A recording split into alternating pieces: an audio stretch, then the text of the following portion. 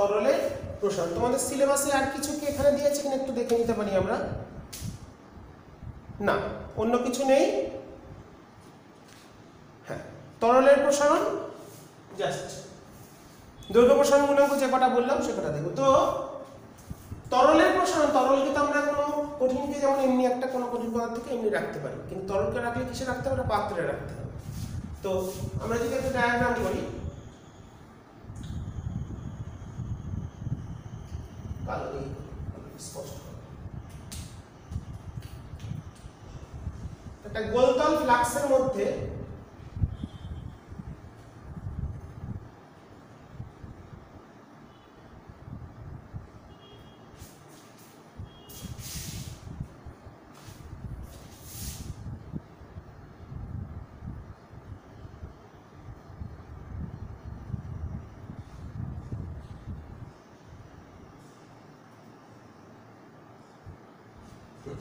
মোটামুটি ঠিকই আছে, দেখে নি।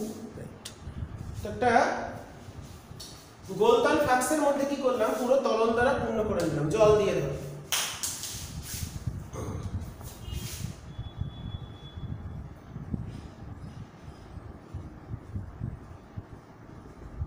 এটা কাঁচের ফ্লাক্স, তার মানে তরলের প্রাথমিক আয়তন যা হবে সেটা পাত্রের আয়তনের সমান হবে। তরলের প্রসারণের ক্ষেত্রে ফার্স্ট কন্ডিশন, তরলের প্রাথমিক আয়তন তরলপূর্ণ পাত্রের আয়তনের সমান। এরপর কি করলাম, এর মুখে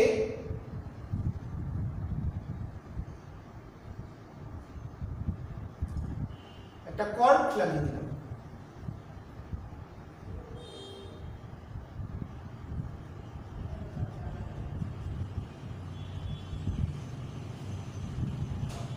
তাহলে যতখানি কর্কটা আয়তন দখল করলো, তাহলে সেই তরলটা কোথায় যাবে? কারণ চাপ দিলে তো তরল তো সংকুচিত হয় না। তো সেখানে তার জন্য এখানে একটা কাঁচের নলকে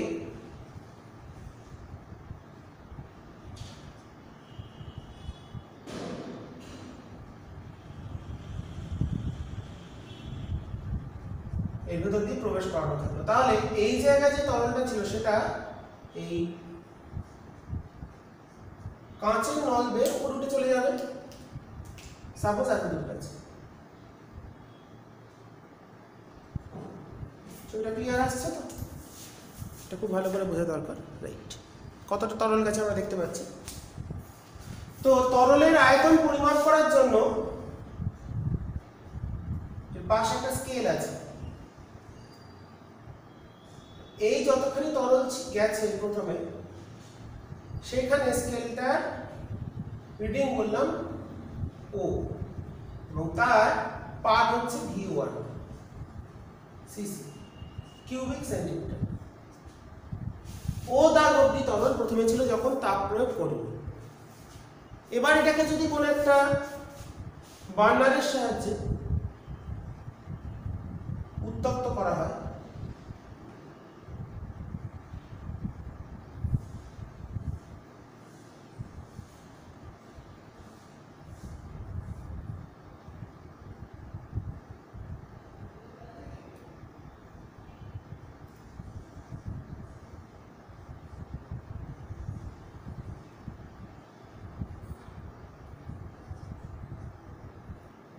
বার্নারের সাহায্যে উত্তপ্ত করি, তাহলে কি হবে? পাত্রটা আগে প্রসারিত হবে। পাত্র যেই প্রসারিত, অ্যাকচুয়ালি দুটো একসঙ্গেই হবে। আমরা আপাত দৃষ্টিতে যেটা ঘটে সেটা আমরা দেখতে পাই। পাত্রটা প্রসারিত হয়, তরল প্রসারিত হয়। তো পাত্র যদি প্রসারিত হয়, শুধু যদি পাত্র প্রসারিত হয়েছে, তাহলে কিন্তু পাত্র যদি একটু আয়তন বেড়ে যায়, তাহলে এখানে কিন্তু তরল একটু নেমে চলে আসবে। তো ধরলাম আমাদের তরলটা প্রথমে ছিল ওতে, সেখান থেকে নেমে চলে এলে এ অবধি। সেই পার্টটা হচ্ছে V2 সিসি। ওকে, এরপর আরো উত্তপ্ত করলে তরলটাও যখন প্রসারিত হবে, তো তরলটা তাহলে প্রথমে ছিল এতে, সরি ওতে ছিল, পাত্রের প্রসারণের জন্য নেমে চলে এলো কোথায়? প্রথমে নিচে নামলো, কতখানি নিচে নেমে এসছে? ও থেকে এতে।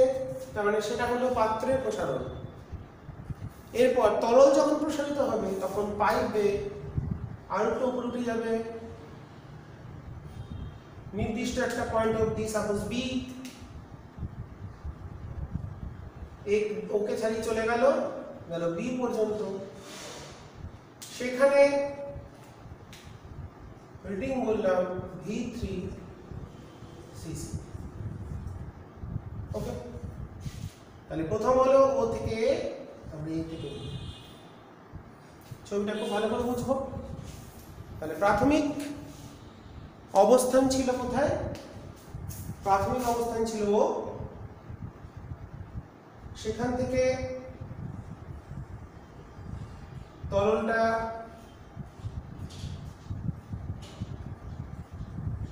নেমে চলে এসছে এতে পাত্র প্রসারণ হওয়ার জন্য। তাহলে প্রথম ঘটবে কি তরলের প্রসারণের ক্ষেত্রে? 1 নম্বর হচ্ছে পাত্রের প্রসারণ ঘটবে। প্রথমে পাত্রের প্রসারণ,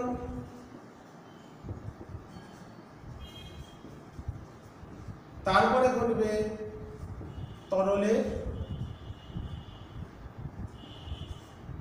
প্রসারণ। তো যেহেতু দুটো ঘটনা একসাথে ঘটে, এক টাইম ঘটে,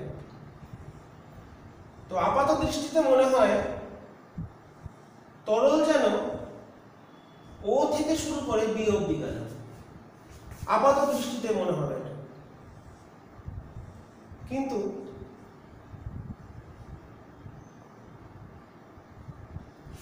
বাস্তবে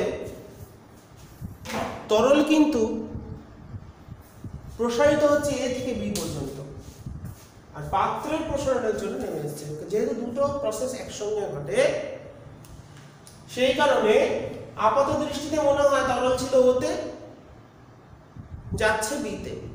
কিন্তু যদি শুধু পাত্রের প্রসারণটাকে আমরা ধরি, সেক্ষেত্রে পাত্রের প্রসারণের জন্য তরল ও থেকে এ অবধি নেমে এসেছে। সুতরাং এখানে পাত্রের প্রসারণ হলো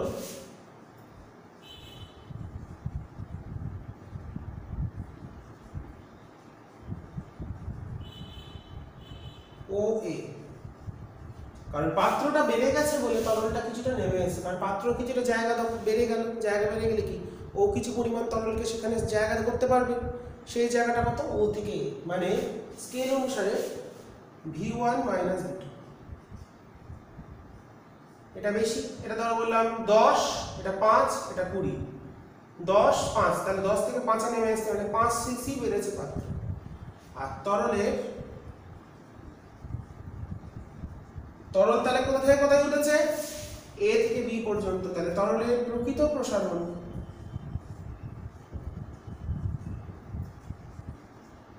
আপাত দৃষ্টিতে মনে হচ্ছে শুরু করেছে ওতে, শেষ করেছে বিতে, কিন্তু প্রকৃত তরল বেড়েছে এ থেকে বি পর্যন্ত।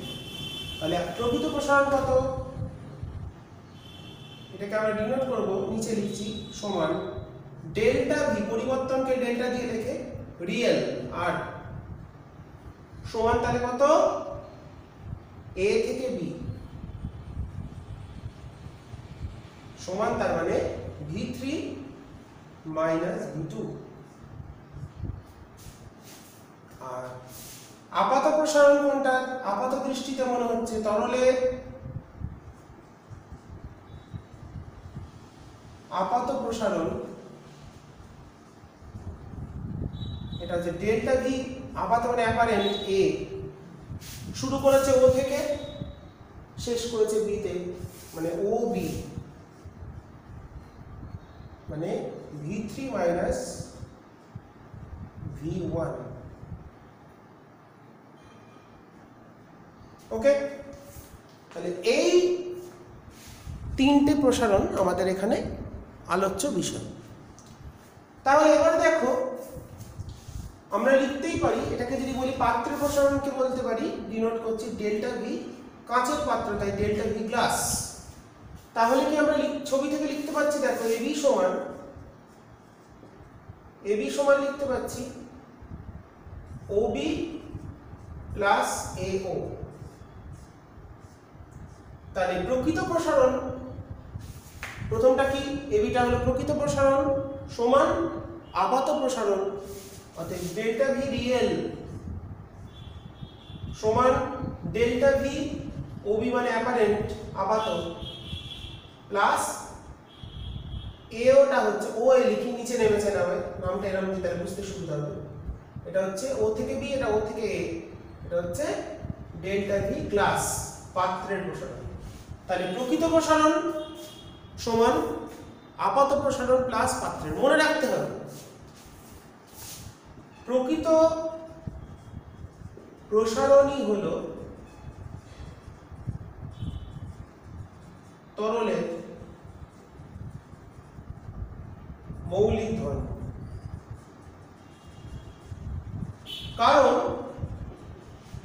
আপাত প্রসারণটা নির্ভর করছে পাত্রের উপর। এ যদি বেশি হয়, পাত্রের প্রসারণ যদি বেশি হয় তাহলে আপাত প্রসারণ কম হবে, পাত্রের প্রসারণ কম হলে আপাত প্রসারণ বেশি হবে। কারণ এ দুটো যোগ মানে পাত্র পাল্টে দিলেও আপাত প্রসারণ কখনো প্রকৃত প্রসারণ কখনো পাল্টাবে না। কিন্তু পাত্রের প্রসারণ যদি বাড়িয়ে দিই তাহলে আপাত প্রসারণ কমবে। তাহলে এখান থেকে আমরা কি বুঝতে পারলাম, পাত্রের প্রসারণ বেশি হলে তরলের আপাত প্রসারণ মানে একটা বাড়লে এগুলো যোগ আছে, যোগটা কনস্ট্যান্ট, তাহলে একটা বাড়লে অন্যটা আপাত প্রসারণ কম হয়। পাত্রের প্রসারণ যদি বেশি হয় তাহলে অবশ্যই আপাত প্রসারণ কম হবে। তো এবার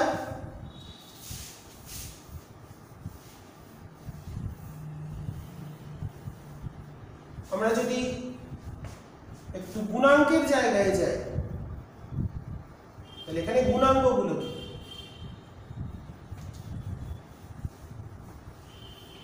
তরলের ক্ষেত্রে যেহেতু দুরকম প্রসারণ তাহলে গুণাঙ্কও দুরকম। তরলের ক্ষেত্রে তরলের প্রসারণে দুটো গুণাঙ্ক, একটা বলেছি প্রকৃত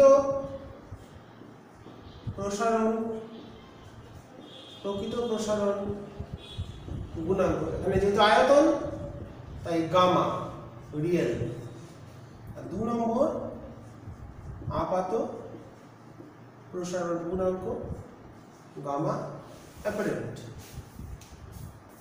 তো গুণাঙ্কের সংখ্যা কি, প্রতি একক প্রাথমিক আয়তন কত ছিল v1 থেকে শুরু করেছি। প্রতি একক প্রাথমিক আয়তনে এবং প্রতি একক উষ্ণতা বৃদ্ধিতে যে পরিমাণ প্রকৃত প্রসারণ ঘটে সেটাই হলো তার প্রকৃত প্রসারণ গুণাঙ্ক। কি বললাম, প্রতি একক প্রাথমিক আয়তনে একই সংখ্যা এবং প্রতি একক উষ্ণতা বৃদ্ধিতে তরল পদার্থের যে পরিমাণ প্রকৃত প্রসারণ ঘটে সেটাই হলো তার প্রকৃত প্রসারণ গুণাঙ্ক। তো উষ্ণতা বৃদ্ধি মনে করি, এখানে আমরা উষ্ণতা বৃদ্ধি করেছি, উষ্ণতা বৃদ্ধি করা হয়েছে এই হিটারের সাহায্যে ডেল্টা টি ডিগ্রি সেলসিয়াস। তাহলে আমরা অতএব গামা রিয়েল সমান কি সূত্র, প্রতি একক প্রাথমিক আয়তন, এটা প্রাথমিক আয়তন, প্রতি একক তাহলে 1/v প্রকৃত প্রসারণ গুণাঙ্ক মানে প্রকৃত প্রসারণ বায়ু উষ্ণতা বৃদ্ধি। তাহলে দেখো উষ্ণতা বৃদ্ধি কত, ডেল্টা টি, ডেল্টা টির জন্য প্রকৃত প্রসারণ কত হয়েছে a থেকে b মানে v3 মাইনাস v2, সেটাকে আমরা ডিনোট করেছিলাম ডেল্টা vr। তাহলে এটা চলে এলো কত, প্রকৃত প্রসারণ বাই উষ্ণতা বৃদ্ধি, এবং গামা অ্যাপারেন্ট হবে প্রতি একক প্রাথমিক আয়তনে এবং প্রতি একক উষ্ণতা বৃদ্ধিতে যে আপাত প্রসারণ কতখানি হয়েছে ডেল্টা VA বাই ডেল্টা টি। আগের গুলোর মতন। তাহলে এই হচ্ছে আমাদের প্রকৃত এবং আপাতন প্রসারণ গুণাঙ্কের গাণিতিক রূপ। তো এদের মধ্যে যদি সম্পর্ক স্থাপন করতে হয়, একক একই, আগের গুলোর মতনই, মাত্রা একই। একক নির্ভর করে কার উপর? শুধুমাত্র উষ্ণতার উপর নির্ভর করে, একই কথা। তো সম্পর্ক যদি আমরা বার করতে চাই, তো দেখো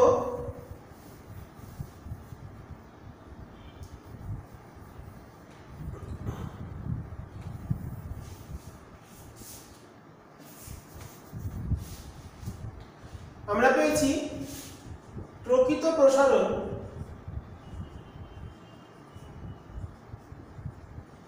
সমান আপাত প্রসারণ প্লাস পাত্রের প্রসারণ। তাই যদি পেয়ে থাকি, তাহলে প্রকৃত প্রসারণ কত? ডেল্টা ভি আর। আপাত প্রসারণ কত? Delta V A. আর এটা কি? পাত্রের প্রসারণ, জি ফর গ্লাস, কাঁচের তৈরি পাত্র, তাই জি ফর গ্লাস। তাহলে ডেল্টা ভি আর সমান delta V A plus delta V জি। তো কাঁচের ক্ষেত্রে গুণাঙ্ক যদি বলি গামা, কাঁচের আয়তন প্রসারণ গুণাঙ্ক, যদি কাঁচ হলো কঠিন পদার্থ, তার ক্ষেত্রে গামা হবে। তাহলে ডেল্টা ভি আর কে এখান থেকে লিখতে পাচ্ছি, দেখো V1 গামা আর ডেল্টা টি। এখান থেকে লিখলাম সূত্র। আমরা কি জানি? প্রসারণ নির্ভর করে কার উপর? গুণাঙ্কের উপর, প্রাথমিক আয়তনের উপর, যদি আয়তন হয় তাহলে আয়তনের উপর, আর উষ্ণতা বৃদ্ধির উপর। কি কি আছে? গুণাঙ্ক, প্রথম হলো প্রাথমিক আয়তন, গুণাঙ্কের উপর, তাহলে এটা বার করছি প্রকৃত প্রসারণ, তাহলে প্রকৃত প্রসারণ গুণাঙ্ক ইনটু উষ্ণতা বৃদ্ধি। আপাতত ক্ষেত্রে প্রাথমিক আয়তন কত?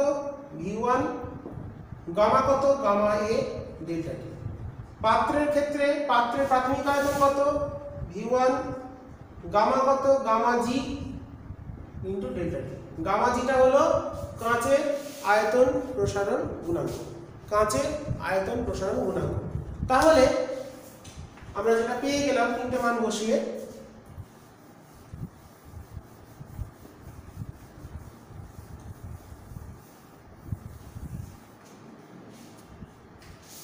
V1 ডেল্টা টি কেটে যাচ্ছে, তাহলে গামা আর সমান গামা এ প্লাস গামা জি। মানে অতএব প্রকৃত প্রসারণ গুণাঙ্ক সমান আপাত প্রসারণ গুণাঙ্ক যোগ পাত্রের প্রসারণ গুণাঙ্ক। এটাকে আমরা লিখতে পারি, দেখো তাহলে গামা এ প্লাস কাঁচের আলফা যদি বলি আলফা জি। আর গামা সমান কি হয়? এটা কঠিন, কাঁচটা কঠিন পদার্থ, কঠিনের ক্ষেত্রে গামা সমান হয় 3 আলফা, তাই এটাকে লিখতে পারি 3 ইনটু আলফা জি। ওকে, তো আমাদের এই রিলেশনটা খুবই গুরুত্বপূর্ণ।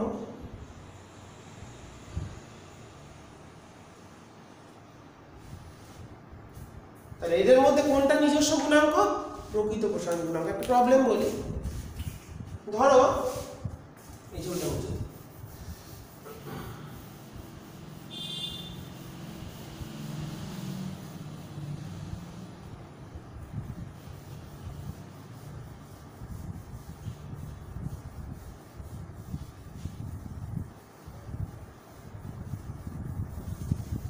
দুটো পাত্র আছে,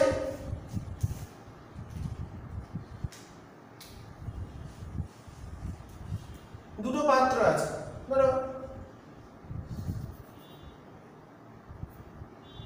একটা পাত্র আছে বললাম এই নরমালি আর কি, এরকম কনিক্যাল ফ্লাক্স আছে।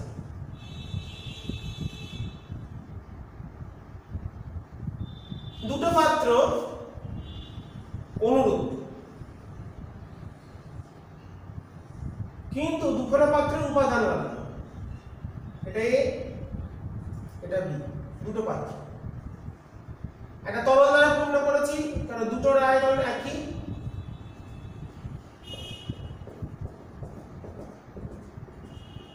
দুটি পাত্রের প্রশ্নটা বললাম ধরে নাও, তাহলে কোনটা কি খেয়াল রাখতে হবে, রিলেশন গুলো মনে রাখবে, প্রমাণ দরকার নেই।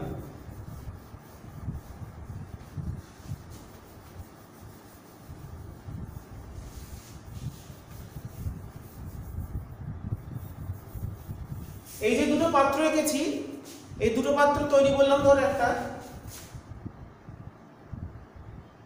সীসা, একটা বললো ধরো তামা।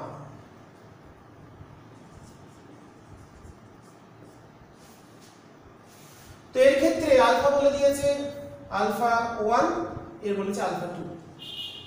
সীসার দৈর্ঘ্য প্রসারণ গুণাঙ্ক আলফা 1, তামা গুণাঙ্ক আলফা 2। তো দুটোতেই আমরা জল পূর্ণ করেছি। তো প্রশ্ন হলো সীসার পাত্রে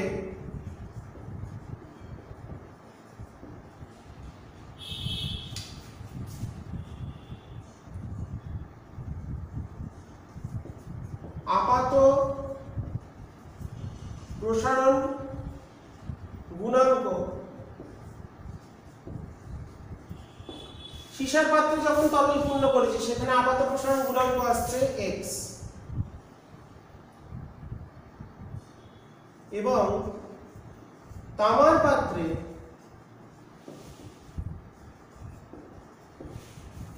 তরলের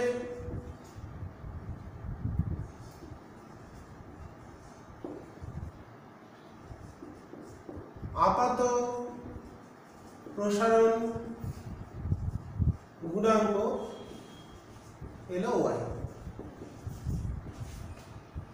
ওকে, তাহলে x আর y এর মধ্যে সম্পর্ক, প্রশ্ন দিল x ও y এর সম্পর্ক স্থাপন করো। 3 নম্বরের ভালো প্রশ্ন।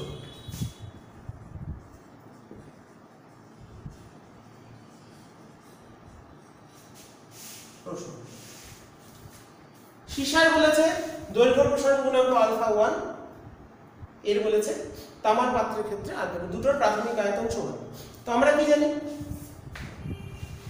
আমরা জানি তরলের প্রকৃত প্রসারণ গুণাঙ্ক গামা আর সমান আপাত প্রসারণ গুণাঙ্ক গামা এ প্লাস 3 ইন্টু পাত্রের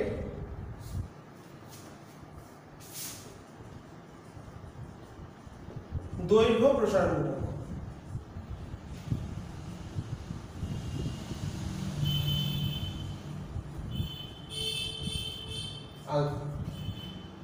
ওকে, এবং তরলকে যে পাত্রে রাখা হোক না কেন তার প্রকৃত প্রসারণ সমান হবে এবং প্রকৃত প্রসারণ গুণাঙ্কের মান সমান হবে।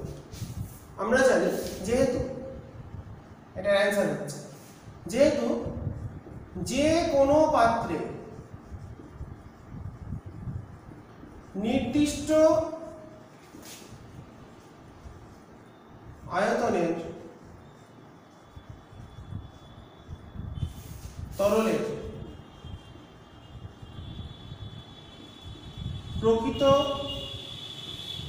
প্রসারণ গুণাঙ্ক সমান, সুতরাং তাহলে এই ক্ষেত্রে প্রকৃত প্রসারণ গুণাঙ্ক যা হবে এক্ষেত্রে প্রকৃত প্রসারণ গুণাঙ্ক তাই হবে। তাহলে এই ক্ষেত্রে প্রকৃত প্রসারণ গুণাঙ্ক সূত্র কি, তাহলে এখানে আপাত প্রসারণ গুণাঙ্ক কত বলেছে x, অর্থাৎ x প্লাস প্রথমটার ক্ষেত্রে প্রকৃত প্রসারণ গুণাঙ্ক মানে কি আপাত প্লাস পাত্র, 3 ইন্টু আলফা বলেছে কত আলফা 1 যা হবে সমান, দ্বিতীয়র ক্ষেত্রে প্রকৃত প্রসারণ গুণাঙ্ক কত? আপাত প্লাস পাত্র। আপাত কত দিয়েছে? y প্লাস ওর ক্ষেত্রে দিয়েছে 3 আলফা 2। এই দুটোর মান সমান হবে। ঠিক আছে, তাহলে x মাইনাস y এদের ডিফারেন্সটা হবে 3 ইনটু আলফা 2 মাইনাস আলফা। এটাই সম্পর্ক। ঠিক আছে, তো দুটো পাত্রে যখন আমরা তুলনা করব সেক্ষেত্রে কোনটা কনস্ট্যান্ট থাকবে? আপাত প্রসারণ গুণাঙ্ক প্লাস পাত্রের প্রসারণ গুণাঙ্ক, এই দুটোর সমষ্টি প্রতি পাত্রের ক্ষেত্রে সমান হবে, যেহেতু প্রকৃত প্রসারণ গুণাঙ্ক তরলের নিজস্ব ধর্ম। যেহেতু প্রকৃত প্রসারণ গুণাঙ্কের মান তরলের নিজস্ব ধর্ম, তাই যে কোনো পাত্রে প্রকৃত প্রসারণ গুণাঙ্ক মানে কি? তরল পদার্থের প্রতি একক প্রাথমিক আয়তনে এবং প্রতি একক উষ্ণতা বৃদ্ধিতে যে পরিমাণ আয়তন প্রসারণ ঘটে সেটাই হলো তার প্রকৃত প্রসারণ গুণাঙ্ক। আর যে পরিমাণ আপাত আয়তন প্রসারণ ঘটে, প্রকৃত যতটা ঘটবে সেটা হলো প্রকৃত প্রসারণ গুণাঙ্ক, যে পরিমাণ আপাত ঘটবে সেটা হচ্ছে আপাত প্রসারণ গুণাঙ্ক। এবং এর মানটা যেহেতু স্থির, তাই সব ক্ষেত্রে এর প্রকৃত প্রসারণ গুণাঙ্কটা হলো তরলের মৌলিক ধর্ম বা নিজস্ব প্রপার্টি।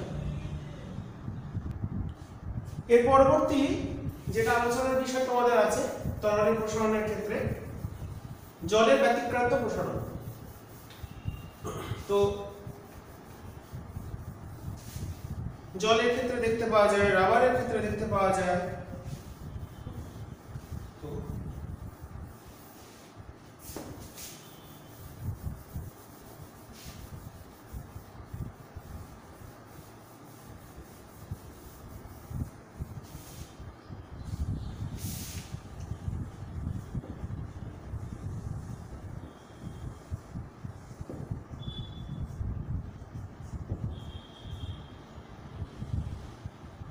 ব্যতিক্রান্ত প্রসারণ কি? জলের ক্ষেত্রে আমাদের মেনলি আছে, যদি 0 ডিগ্রি উষ্ণতায় জলের উষ্ণতা আমরা ধীরে ধীরে বৃদ্ধি করি, তাহলে দেখা যায় 4 ডিগ্রি উষ্ণতা পর্যন্ত এর ঘনত্ব বৃদ্ধি পাচ্ছে এবং আয়তন কমছে। 4 ডিগ্রি উষ্ণতার পর যদি উষ্ণতা আরো বৃদ্ধি করি তাহলে দেখা যাবে আয়তন বাড়ছে এবং ঘনত্ব কমছে। মানে 0 থেকে 4 ডিগ্রির মধ্যে যে আচরণ, 4 ডিগ্রির পর থেকে সাধারণ তরলের মতন জল আচরণ করছে। তো এই 0 থেকে 4 ডিগ্রি পর্যন্ত যে ব্যতিক্রমী আচরণ প্রসারণের, সেটাকেই ব্যতিক্রান্ত প্রসারণ বলছে। মানে আমরা যদি গ্রাফিক্যালি ভাবি, ধরো 0 ডিগ্রি, এদিকে টেম্পারেচার, এদিকে বললাম ভলিউম। 0 ডিগ্রি থেকে ধরো 1 2 3 এটা 4, এটা ধরো 10। 0 ডিগ্রিতে জলের যে আয়তন হবে, 4 ডিগ্রিতে গেলে ধরো জলের আয়তন এখানে আছে, ইনিশিয়াল ভলিউম। এবার 0 ডিগ্রি থেকে যদি আমরা উষ্ণতা বৃদ্ধি করি তাহলে এর আয়তন কমতে থাকে এবং 4 ডিগ্রিতে এসে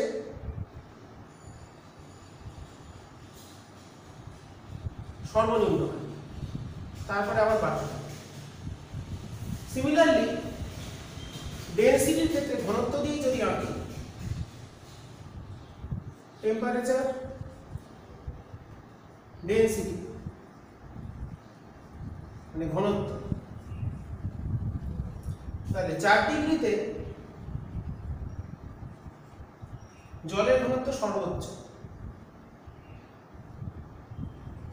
1 গ্রাম পার সিসি। সেখানে কেমন হয়? সেখানে 0 ডিগ্রি থেকে উষ্ণতা বৃদ্ধি করলে 4 ডিগ্রি অবধি ঘনত্ব বাড়বে, তারপরে আবার কমতে থাকে।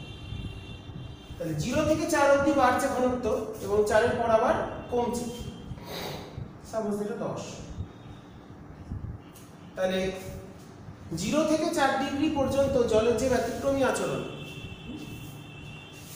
সাধারণ তরলের ক্ষেত্রে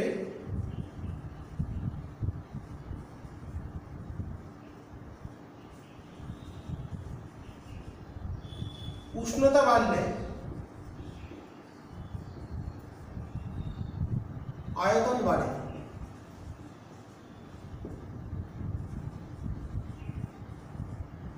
কিন্তু 0 ডিগ্রি জলের উষ্ণতা 4 ডিগ্রি সেলসিয়াস পর্যন্ত বৃদ্ধি করলে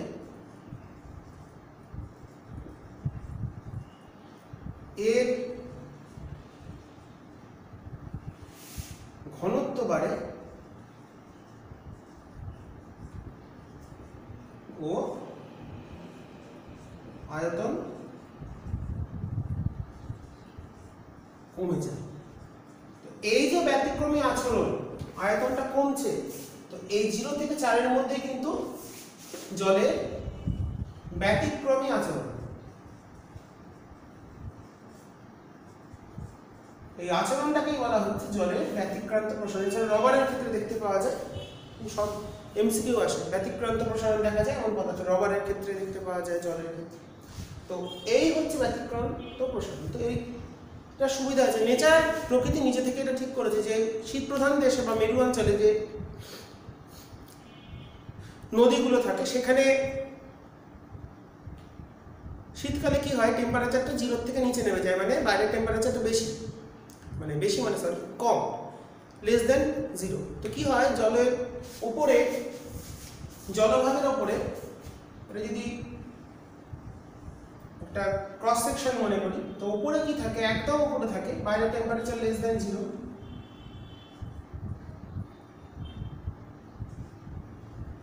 এখানে থাকে বরফ জমে যায়, বরফের স্তর।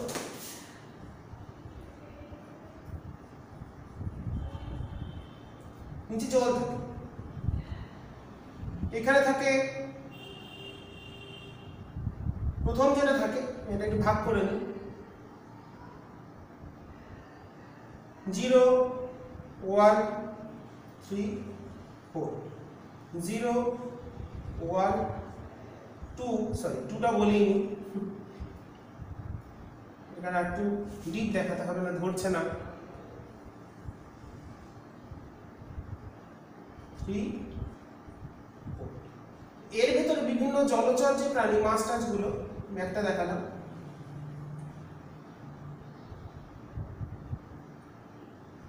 যেহেতু 4 ডিগ্রিতে জলের ঘনত্ব, তাহলে উষ্ণতা কমলে জলটা ভারী হচ্ছে, আস্তে আস্তে 0 থেকে কমছে, মানে টেম্পারেচারটা কমে যাচ্ছে, 10 থেকে আস্তে আস্তে 4 এর দিকে এগোচ্ছে মনে করো জলের উষ্ণতা। তাহলে যত জলটা 4 ডিগ্রির দিকে এগোবে তার ঘনত্বটা বাড়বে, তাহলে ঘনত্ব বাড়লে ভারী হয়, তো ভারী হলে নিচে চলে যায়। তো 4 ডিগ্রির জল সেই জন্য সবচেয়ে নিচে থাকে। 4 ডিগ্রির জলটা উপরে উঠে কিন্তু আর বরফে পরিণত হচ্ছে না, কারণ 4 ডিগ্রিতে ঘনত্ব সব থেকে বেশি। তো আর এরপর থেকে 4 ডিগ্রি থেকে আরো যখন কমে যাবে তাহলে সেটা হালকা, কারণ ঘনত্ব কম, 4 ডিগ্রিতে সর্বোচ্চ, তাহলে 4 থেকে 3 এ ঘনত্ব কম, 3 থেকে 2 এ ঘনত্ব কম। তো যত হালকা হবে সেই হালকা জলগুলো উপরে থাকে এবং উপরে বরফের স্তর থাকে। তো 4 ডিগ্রির জলে জলচর যে প্রাণীগুলো আছে সেগুলো জীবন রক্ষা হয়ে যায়। তো এটাই হচ্ছে জলের ব্যতিক্রান্ত প্রসারণের প্রাকৃতিক দিক থেকে একটা সুবিধা।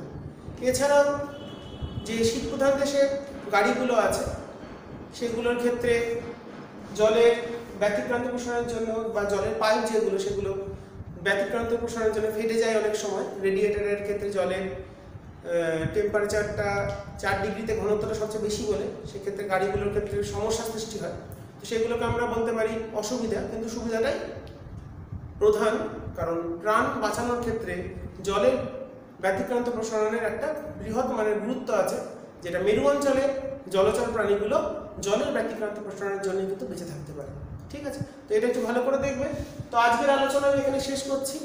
এটা পার্ট 1 আলোচনা করলাম তাপের ঘটনাসমূহ। এরপর আমাদের বাকি থাকলো গ্যাসের প্রসারণ আর তাপের পরিবহন, এই দুটো আমি নেক্সট ভিডিওতে আলোচনা করব। তোমরা ভালো করে দেখে নাও, বিষয়গুলো রিভিশন করে নাও। তোমরা সবাই পড়ে ফেলেছো আশা করি, তাও দেখে নেওয়ার জন্য, তোমাদের এটা দেখার জন্য বা জিনিসটাকে ভালো করে ড্রিল করে নেওয়ার জন্য, রিভিশন করে নেওয়ার জন্য করিয়ে দিলাম। তো তোমরা ভালো করে দেখে নাও এরপরের দিন আমরা নেক্সট পার্ট মানে গ্যাসের প্রসারণ এবং তাপের পরিবহন কোন কোন বিষয়ের উপর নির্ভর করে এই প্রশ্নটা চলে এসেছে। তো ওখান থেকে আমাদের অনেক প্রশ্ন আছে যেগুলো আসেনি।